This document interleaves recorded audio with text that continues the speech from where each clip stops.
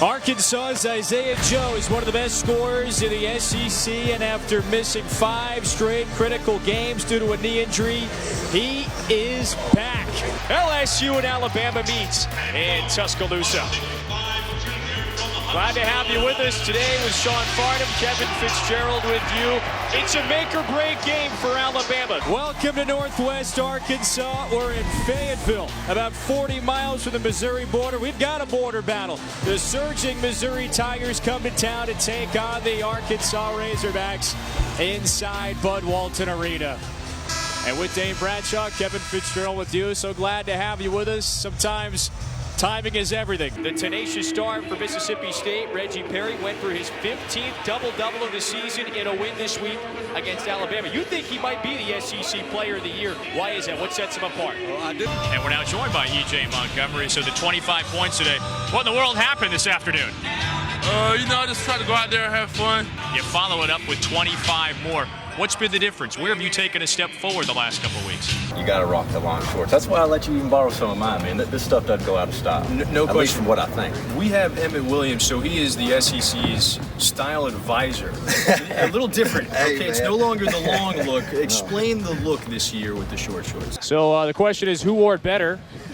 America, was it Dane Bradshaw circa mid-2000s? With Jerry Stackhouse, Vanderbilt's head coach, NBA All-Star, but maybe the most sartorially refined coach of the SEC. Maybe in the country. I like that. All right, so we've got some photos of your suits, your style.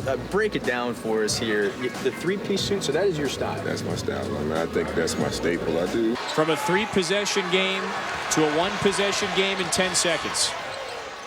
Joe puts it up, puts it in, and this is Matt Ryan. Going up, series of 2. Shackelford with another offensive rebound. Let's see if he takes it. He wants it, and he got it. 1991, Providence College. There's Rick Barnes, who's the head coach of the Friars. Look at this loaded bench. You, Dan Gavitt, Larry Shyatt as well. Yeah, 3 years with Rick. I've known him since I was 21 years old, and great mentor of mine. I got to Knoxville on Monday to watch them practice. I watched the national championship game with them at his house, and always, I'm in Big 12 country a lot, January and February. So it's great for me to see Tom Crean and Rick Barnes, 2 guys I go far back with. But Rick was a great mentor. As I became a head coach at Manhattan College, he gave me my start.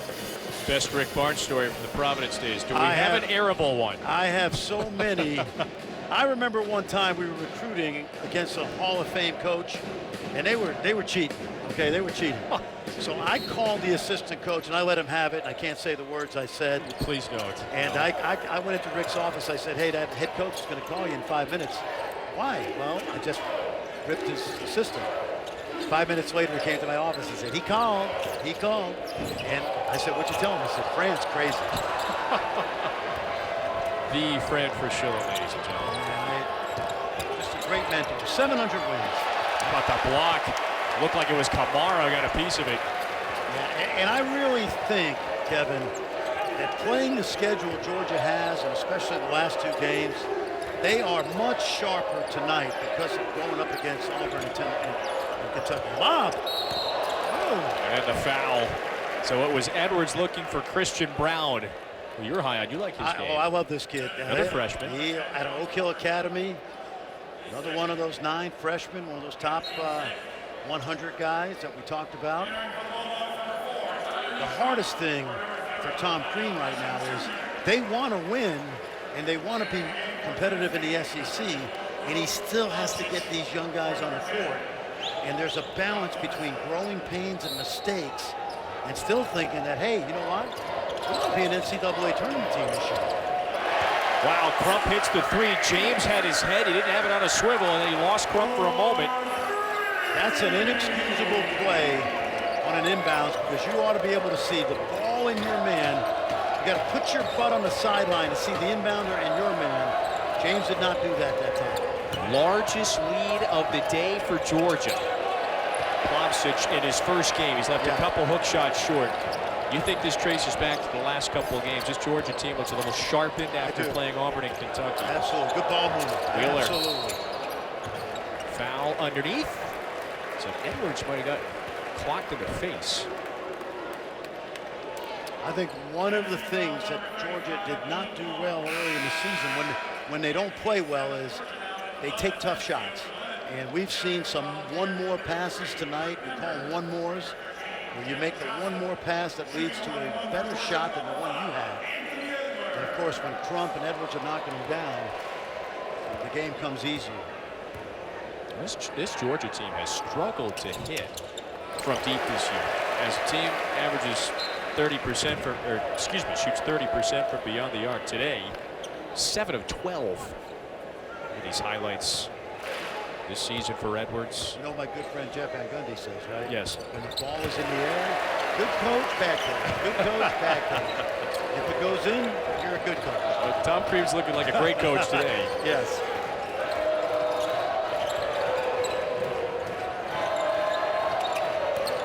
Right now, Tom, Tennessee's got 4 freshmen on the floor. Muscovy, he's hit a bunch of those in the early goings.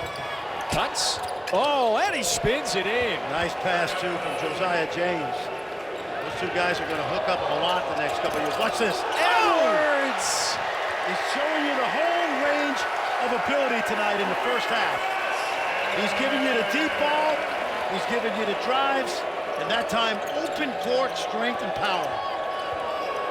He is pouring it in with 17. He's almost at his season average. We're not yet done with the first half. He's defending Muscovy tough. He can be a tremendous defender when he locks in. Another steal. That's the 5th Georgia steal. Crump gives it to Edwards. Rises for 3. This is a resume builder tonight. A resume builder for Anthony Edwards. This is why he came to Georgia and stayed home to get the opportunity for at least 1 year to put the program on his back.